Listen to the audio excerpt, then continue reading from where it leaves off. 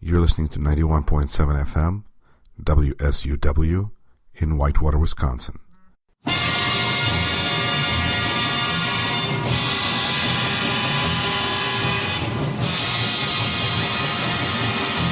You're listening to WSUW, 91.7 FM in Whitewater, Wisconsin.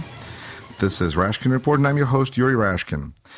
I'm excited to welcome back to the program Professor of European University in St. Petersburg, Professor Ivan Kurilla.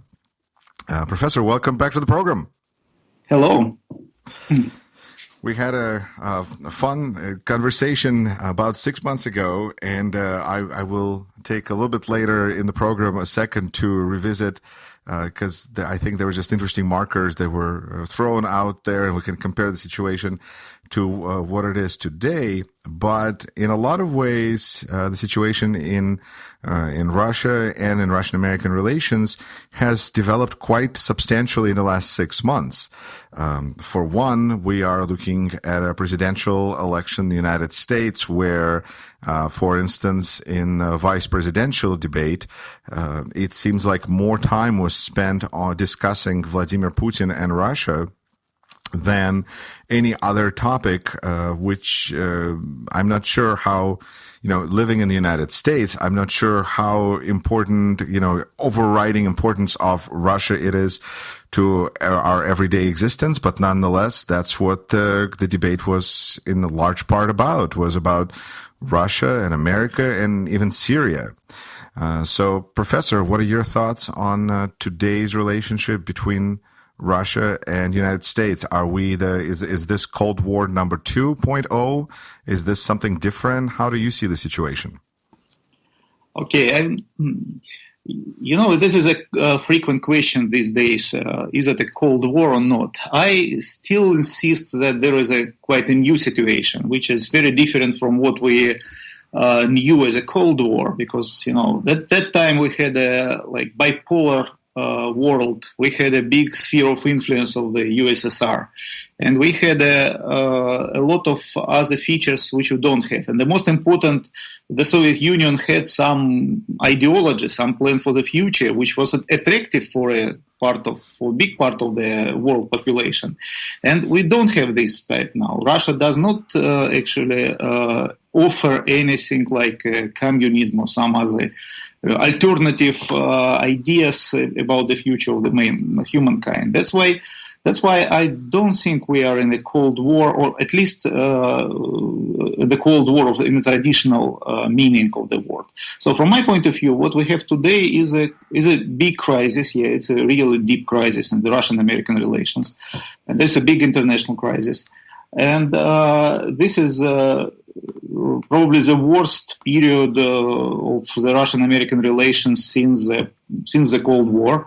But we should either invent some new name for the current situation, or just not use the old word Cold War, because it's misleading. If you use the concept which is no more doesn't exist anymore, you also trapped in the old ways of getting out of that. And what we have now, it's from my point of view, it's a very different situation. All right. If you want to, I can elaborate further, because you mentioned VP debates. You mentioned that American elections recently. Yes, and this is a part of the whole picture. And probably Vladimir Putin used it consciously, because it's on the one hand, period of presidential elections makes American foreign policy less active, because the one president, in this case Barack Obama, is almost it's lame duck, and he doesn't want probably to make a severe international crisis just before the elections, and so this is a time when the United States objectively could be less reactive to what Russia is doing, and this is one thing. The other side, rhetorically, presidential elections is a time when everybody wants to have some enemy discuss. This is an important thing. If you want to blame your opponent, it's better to link your opponent to some common enemy. And this is, during the big political debates everywhere, having some big opponent abroad is a vital, very important thing in rhetoric. So Russia was just a very convenient place this convenient enemy, convenient significant other for Americans in these days. And I could not understand fully why Putin wants to be like that. Probably, for him, it's also important domestically to say, the United States right now are concerned about Russia. It means that Russia is really big, really great again. It's my guess. Because otherwise, I don't understand why this crisis goes such a direction. Well, could it be that for Putin, in his desire to be more meaningful player on the international stage, this fits? I think there's some really good arguments made that Putin isn't really concerned about what's going on domestically in Russia, and all of his energy is spent on furthering his standing in the world. Now being the main enemy of America, at least almost officially or technically or whatever, maybe that suits him, because that gives him more leverage in negotiating a better deal for Russia / himself. Yeah, probably it's one of the possible explanations, and this is. But on the other hand, you should not forget about the domestic problems, because there are domestic problems because of the sanctions, because of the. Do you think Putin is paying attention, or do you think he just appoints people to deal with domestic issues and he doesn't really care? On what? About domestic issues. Do you think that domestic issues really do matter to Putin? I think they do matter to Putin. Okay. It's still, because the real threat or real danger for his power should be only domestic. It's probably not a democracy and not the people on the streets like Bolotnaya, because he efficiently suppressed those type of protests. But with all of the sanctions in the air, with all of the problems of those people around the top elites, he probably feels unsafe. And we saw just recently big movement in the this creation of new presidential guard and creation of some movement of FSB and MVD, Ministry of.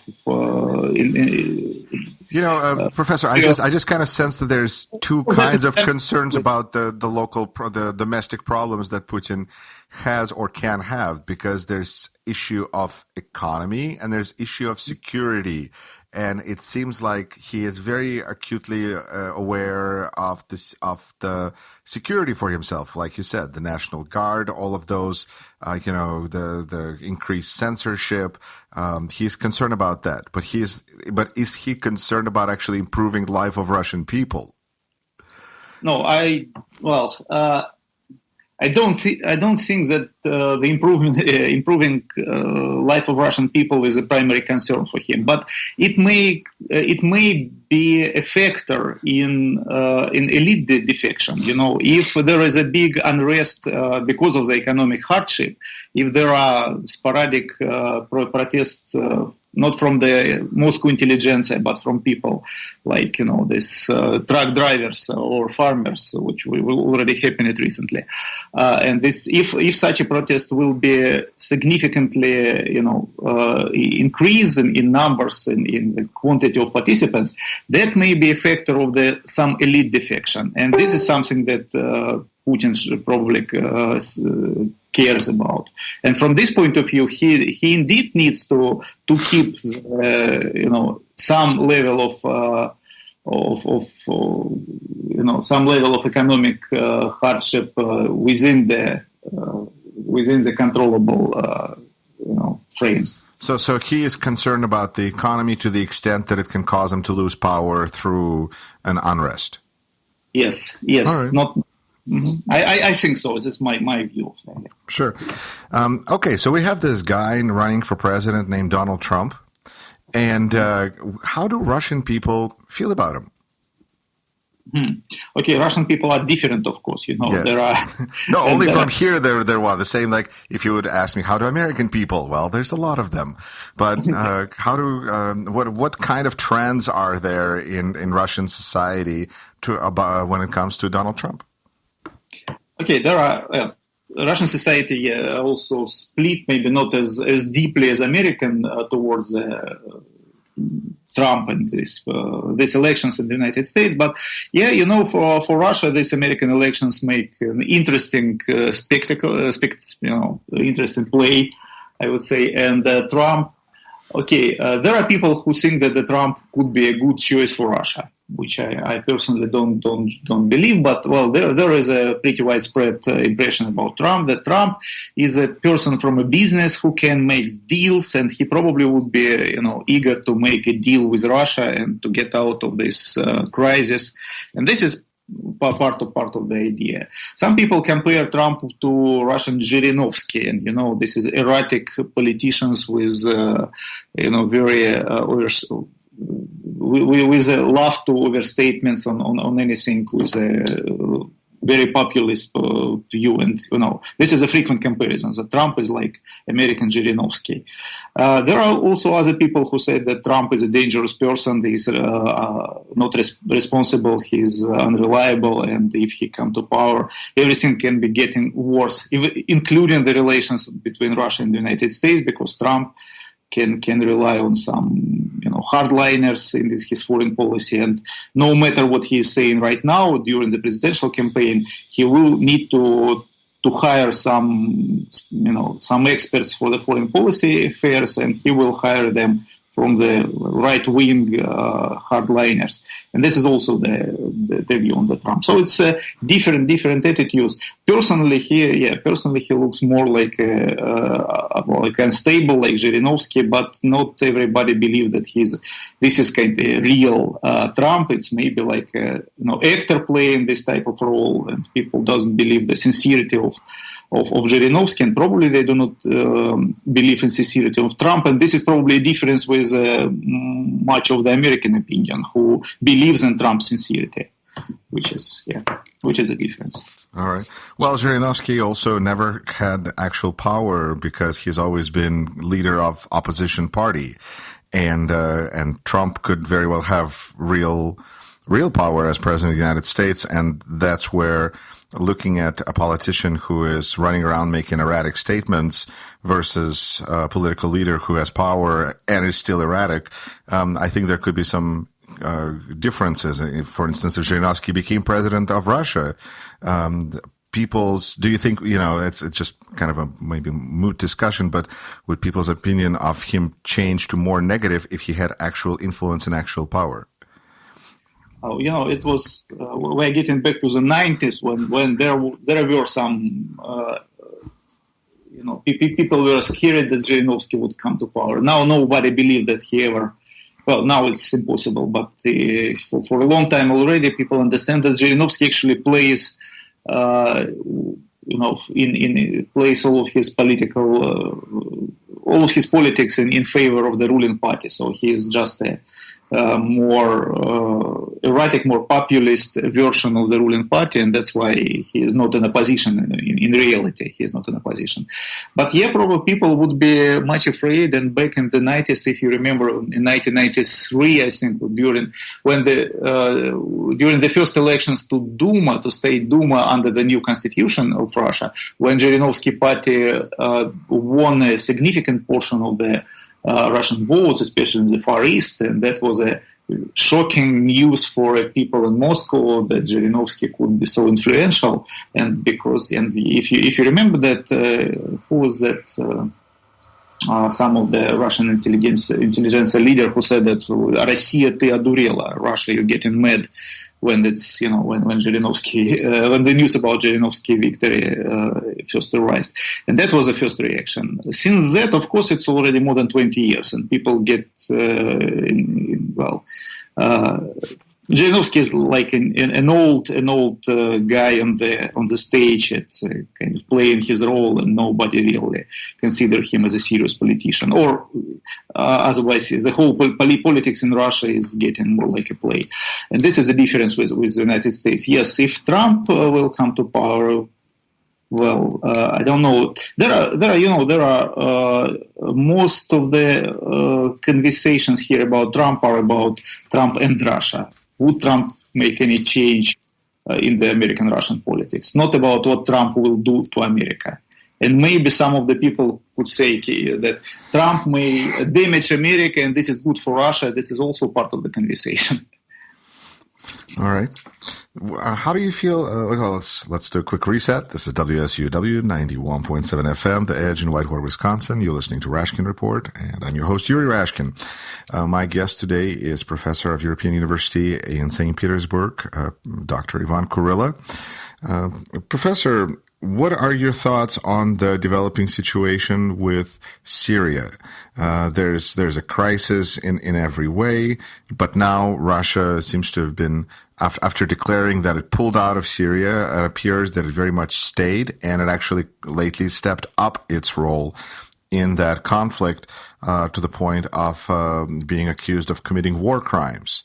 What consequences do you see? How did Russia get involved in this, and what was it hoping to accomplish, and what is it likely to accomplish at this point? Okay, Russia had already accomplished significant foreign policy gains in Syria since the beginning. If you remember, it all started when Russia looked like completely isolated after Ukraine, after Malaysia bombing downing, and all of that tragic stuff in Ukrainian affairs. So, after getting back to Syria, Russia forced the United States and Europeans even to get back to the talks with Russia. So it was a very efficient way to get out of this isolation, international isolation. So that was the first stage. And today we are reaching really dangerous situation when both Russia and the United States had a significant involvement into Syrian affairs. And I couldn't remember any situation like that even during the Cold War, when either one country was involved and the other just played, helped to the opposition, like in Vietnam or Afghanistan, but never two countries were significantly militarily involved in the same country at the same time. And that is a very fragile situation. It's vulnerable to any accidental even shooting to each other planes, and some of the general staff members in Russia did not exclude it, and Americans military also speaks about that. And this is really dangerous situation. And and this from this point of view, of course, Syria is something that should be Russia and the United States and probably different Syrian parts should find some way to decrease the situation, which I don't know how to do. It's a way for politicians or diplomats to find a solution. But despite the fact that this is a very dangerous situation for Russia, it's also the situation when Russia proved that it is still a significant player. It's maybe a disruptive player, but it's a significant player in the world stage. And this is also something that Putin could consider his diplomatic success. That for long Russians' claims and Russian concerns were ignored by the United States, and now no more it could be ignored. And this is something some message that Putin delivered to the Russian audience, and it also delivers it to the Western audience. And despite the fact that it's a kind of enfant terrible message, but it still plays the role of that probably Putin wants to get. So it's kind of like as long as they spell your name right, there's no bad publicity. Probably like that, yeah.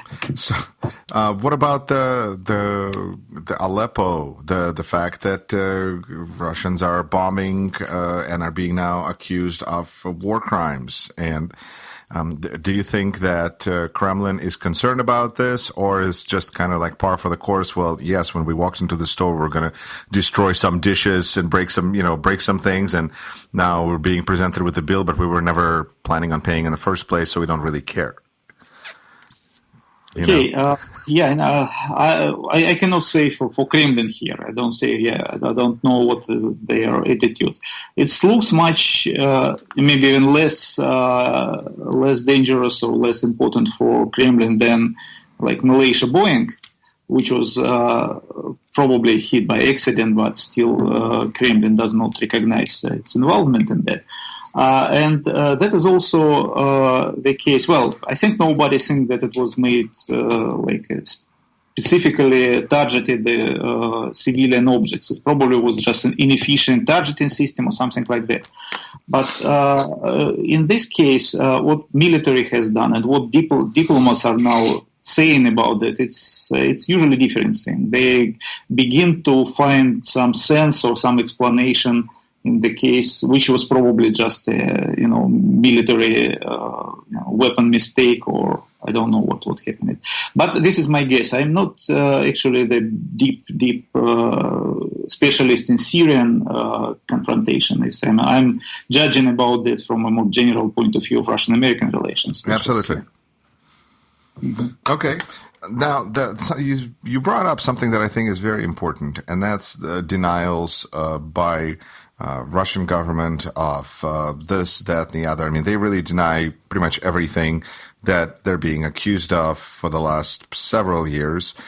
And I think that for people in Russia, that's par for the course. They expect the press secretary for Putin or whoever, whatever official, to deny. That's what the policy has been. But it looks a little strange in the Western media when something happens and then they say that Russian Ministry of Defense is denying this. And they presume that both sides are equal, like both have some kind of evidence and some kind of information that they're basing this on, while ignoring that denials for Russian government have been a matter of policy more than any specific incident. Or how do you feel that people in the West should treat the information that's coming out of Kremlin? Should they look at it as an equal, trustworthy source? Should they look at it with a grain of salt? Should they discard it automatically? How should people treat the information that's coming out of Kremlin? First of all, I would distinguish. There are different types of information coming out of Kremlin. There is total propaganda for domestic audience, which is most of it, especially in the issues which are sensitive for the Kremlin, are almost totally distracted, distorted, and this is something which could not be believed. If you speak about the Kremlin information targeted to the Western audience, it's more complicated, it's more sophisticated type of information, because it's definitely includes some lies, or denials, more denials than lies, but and this is part of it. But it also there is also some information which actually kind of a message to the Western audience, and it sometimes may be interesting to understand what kind of message Kremlin wants to deliver. And this is not as easy as to say that everything is propaganda, because there was also, or from my point of view, there was some ideas behind of everything what is happening during the last 2 years about complaints of the West behavior of the 2 decades of mistreatment of Russia. All of these complaints had at least some reason to be, but today nobody will listen for Putin repeating that complaints, because he already made so many bad things internationally and domestically. I would say that from his mouth it all sounded hypocritical. But whatever happen next, and whoever will and whenever will replace Russian president, there are some concerns that should be revisited just in order to not getting Russia back into situation of feeling humiliated. And this is at least part of the information that Kremlin wanted to deliver, and probably too late, too small. But well, there is something which has a ground, which has the foundations. And I don't want to dismiss everything that Kremlin tried to deliver to the Western public as a just complete. It would be not just.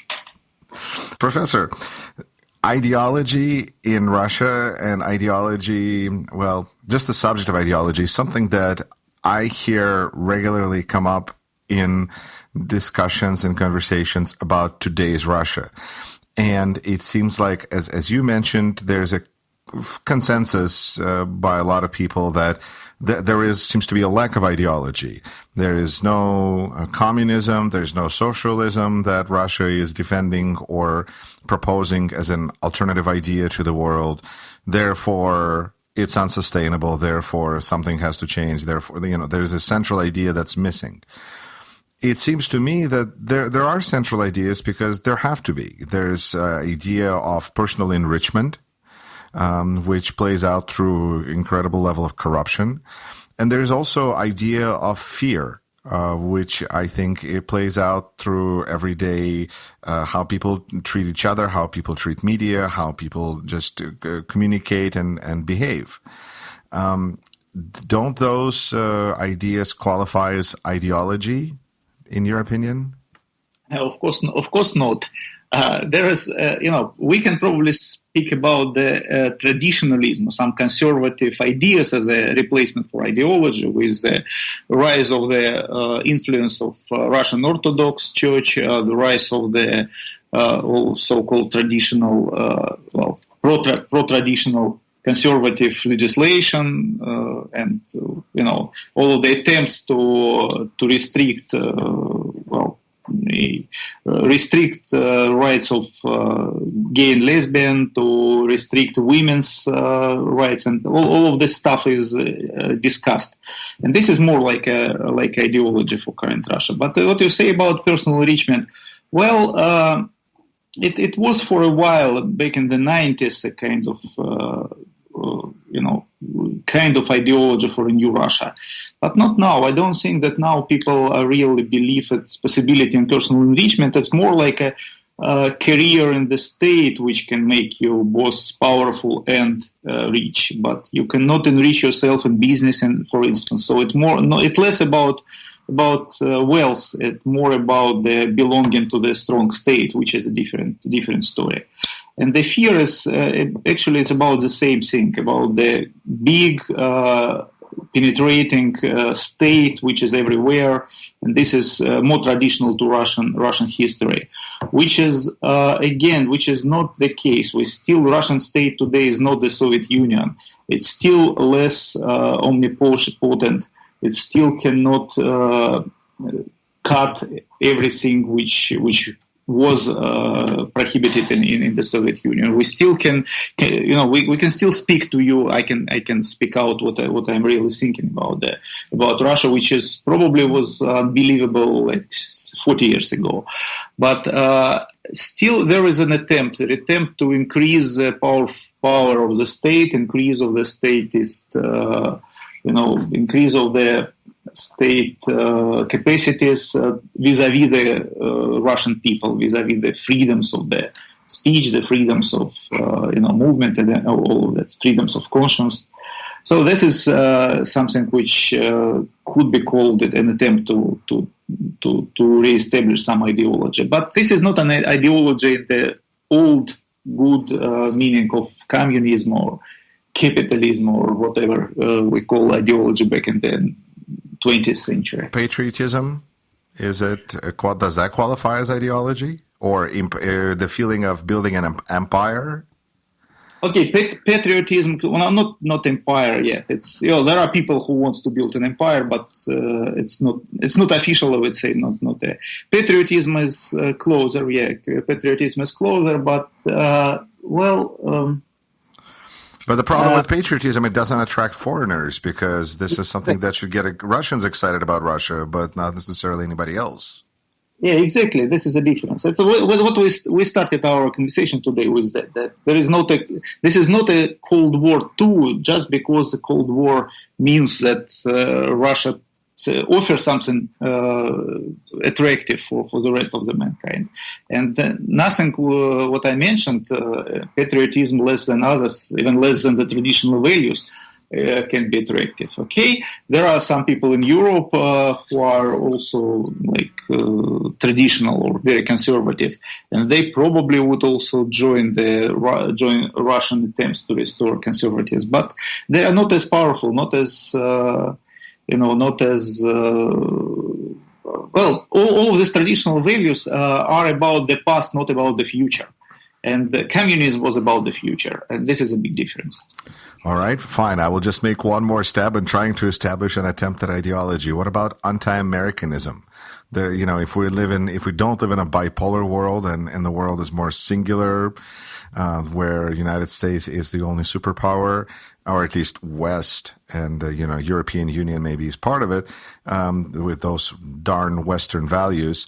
Can Russia be the flagship or present itself to the world as the flagship of anti-Americanism and therefore offering something to people who are other than Russians?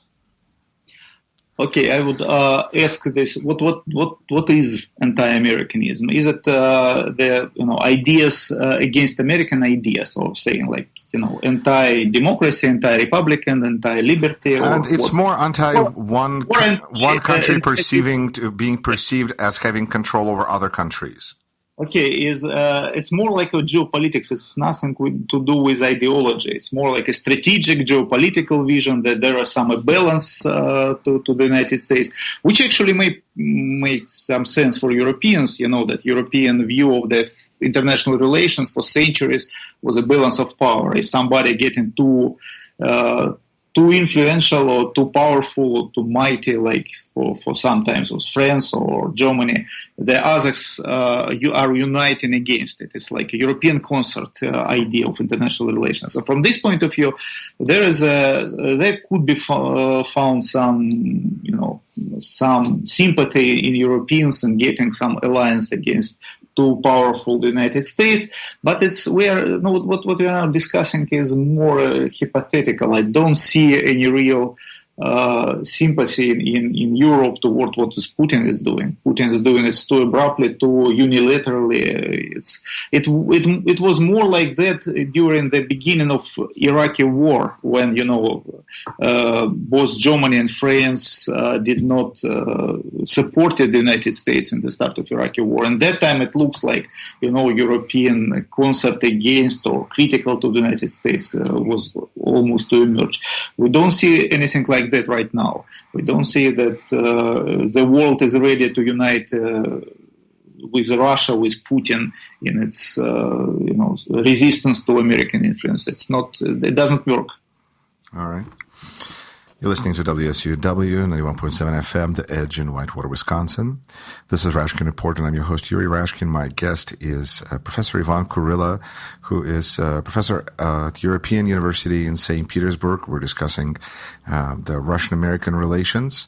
And since we did mention Donald Trump, it would be only fair to say that there is somebody running against him, and several people actually. And one of them, with the best chance to beat him currently, is Hillary Clinton.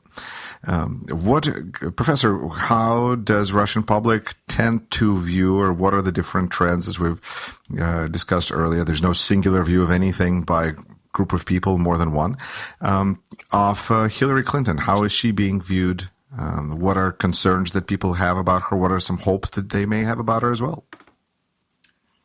Hillary Clinton is viewed as a more mainstream candidate, even more like more usual person to run for presidency, despite the fact that she is the first woman with a good chances to become a president. Still, she is more of a like an old American elite background, and she was a first lady for 8 years, and so this is less surprises that could be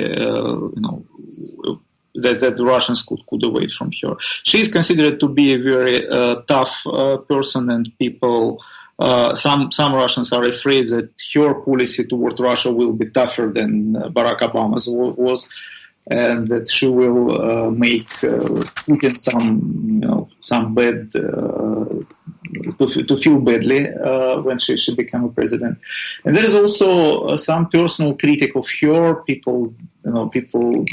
I don't see many Russians who feel sympathy to her personally, but it's I don't know. It should be probably partially because she is a career woman, and Russia is a still more traditional society, and she doesn't look like an ideal Russian woman, And this is something in sexist Russian attitude towards her. Maybe because she was a professional politician, and it's also part of the very, very much of a professional politician, and people don't believe her sincerity, and this is also a part of discussions in Russia about herself. Mostly the division about Hillary was among those who think that she is still better than Trump because she is more predictable than Trump, and this is for good.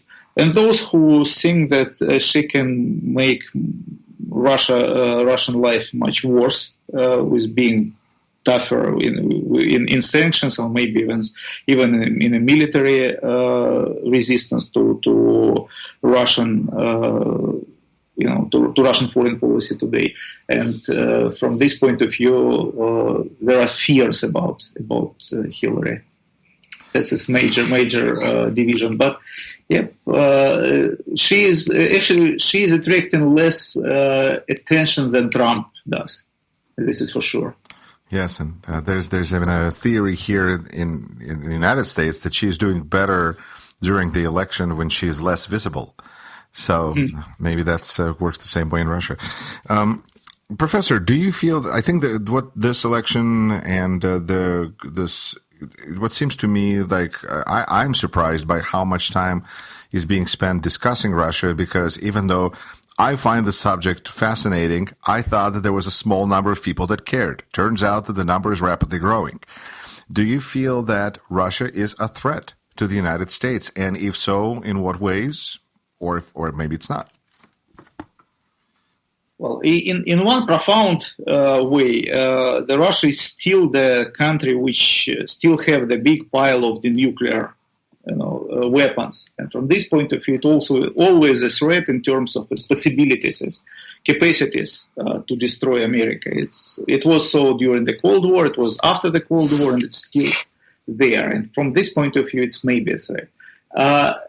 In the situation of current international relations, I don't think that Russia is a threat to America. It doesn't actually the country that really wants to start a war against the United States. No suicidal behavior or new suicidal thoughts can be traced in Kremlin or anywhere. From this point of view, this is not a threat, and this is not a real. But it's interesting what you said about the American attitude to Russia. This is, I tend to explain the Russian-American relations from the constructivist point of view, and from the constructivist point of view, both American politicians and Russian politicians needed to have some foreign threat, and they inflate the real threat. Yes, Putin is a bad guy, but it's not as big to make Russia a real threat to America. But it's both in the interest of Putin and in the interest of American politicians inflate this threat, just to make make a bold statement against each other, to accuse the opponent in being pro-Russian in American way, or being pro-American in Russian case. And this is something which always is doing, and any politician is doing in both countries. Do you feel that Russia then is not a threat because it's not practical for Russian leaders to actually attack United States, or is it because Russia is practically unable to attack United States? Well, I think both. Technically, again, Russia still has rockets and bombers and nukes, but it doesn't mean that anybody wants to use it. And this is, it's something very far from the reality. No real. I could not imagine any Russian military or civil politicians who. So I guess rather than nuclear weapons being the cherry on top of a mighty Russian pie, the nuclear weapons are now the entire pie. Probably yes. It's the only thing that Russia can actually play with on the international stage. This is what Putin is doing in Ukraine or in Syria. Is partially because he knows that Russia cannot be attacked as well, just because of this nukes. And thus, nobody can believe that Russia can be a target of like American expedition or American bombing, because Russia is, the only country that can destroy the United States. But this is more of a guarantee for Putin in his foreign policy endeavors than the real threat, the real idea to attack first or something like that. It's unbelievable that Putin ever will consider this type of foreign policy. What about hackers? We've seen this on several occasions, including probably at this point most famously the break-in into Democratic National Committee, not Watergate, but this year when all sorts of emails compromising the relationship between, within the Democratic Party were leaked. And FBI stated that they felt that there was a Russian track there, but what are your thoughts on whether Russia is able or interested in inflicting damage on America this way? Should we all be changing our passwords, using better encryption software, or what?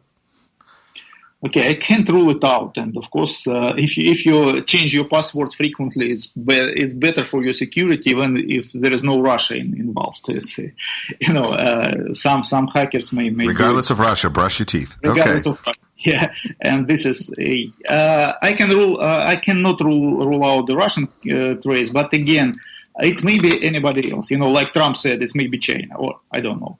It may be some domestic people like Julian Assange or whoever, and somebody who was doing it for a variety of reasons. So this is. I was surprised that Russia came out so earlier in the investigation, because it was from my point of view, it's more about this construction of a big threat. If you can attribute everything to Russia, it plays better than if you find in one case it's Russia, in other case it's domestic hackers, and in third case in the chain or somebody else, and this is it's spread your attention. But if you can attribute everything bad to Russia, it makes you easier not to answer the questions which can be raised, because those leaks actually exposed some of the wrongdoing of some American politicians, and the first response was, those Russians. It looks like if you found that those leaks were Russian hackers, you can actually behave politically as you did, or This is something. The cry about Russia sometimes looks like a way of taking your attention away from the case, from the what leaked actually. But again, I cannot rule out the Russian case. But well, it's not always clear what the Russian interest in those elections. Some say that Trump victory is in Russian. It would be in Russian favor, but I really doubt that it is. That Okay. Professor, then I guess the last question the two last questions that I wanted to ask you. When we spoke in March, we discussed the possibility of Lenin being carried out of mausoleum and reburied, or buried for the first time. And you mentioned that if that occurred, that would signal some major change in Russian policy, because that would be a very revolutionary gesture, and the current regime is not likely to engage in revolutionary gestures. How much closer do you feel we are to Lenin being carried out? Are we exactly where we were 6 months ago, or has anything changed? Is he any closer to the exit? Yeah, actually, my opinion, I should correct you a little bit, because I thought that not the burial of Lenin would be a revolutionary gesture, but it will be the signal that Russia is close to some revolutionary situation, because this type of big symbolic events or some decisions, big symbolic decisions, could be made only to let people, change its agenda of discussion, to begin to speak about Lenin mausoleum and Lenin burial instead of speaking about the crisis, economic hardship, or need of political change. And from this point of view, we are still probably in the same position where we were in March, because I don't see any features of any hints of the growing unrest right now. But maybe somewhere deep in the Russian economic situation, there are some hidden earthquake and first features. From this point of view, the Lenin could be buried at the point when the government will decide that this is something really bad coming, which is not yet the case. All right. And then the final question is something that I've kind of made a regular feature on the show is, what are you hoping for? It seems like so much time is spent on either trying to understand what's going on or trying to analyze what's going on. But we're all humans, and we have some kind of aspirations and hopes. So, in terms of Russian-American relations, or even in terms of Russia alone, what are you hoping for, Professor? Okay, I'm a historian. I know that Russian and whatever history. You're professionally trained to look back. Professionally, to look in the long durées, French said, in the longer periods, to think by longer periods, and we always had this cycles of reforms and counter reforms, so the stagnation and the rapid development, and now we are in a situation of stagnation, of counter reforms, of reaction. And those part of the cycles always coincided with bad relations between Russia and the United States. And I just hope that this part of the cycle is close to its end. I hope that we will soon get back to the modernization agenda, back to the reformist way, getting to better relations with the United States. It's always getting hand to hand. It's always getting. We inevitably get back to that point. The cycle was always this. Big wheel will always finish its turn. But I hope it will be rather sooner than in a longer distance. I cannot predict when it happens, but my hope. You ask for hope. My hope it should be just around the corner. Professor Kurilla, thank you so much for being on the program. Thank you very much. You're listening to 91.7 FM, WSUW, in Whitewater, Wisconsin. You're listening to Rashkin Report.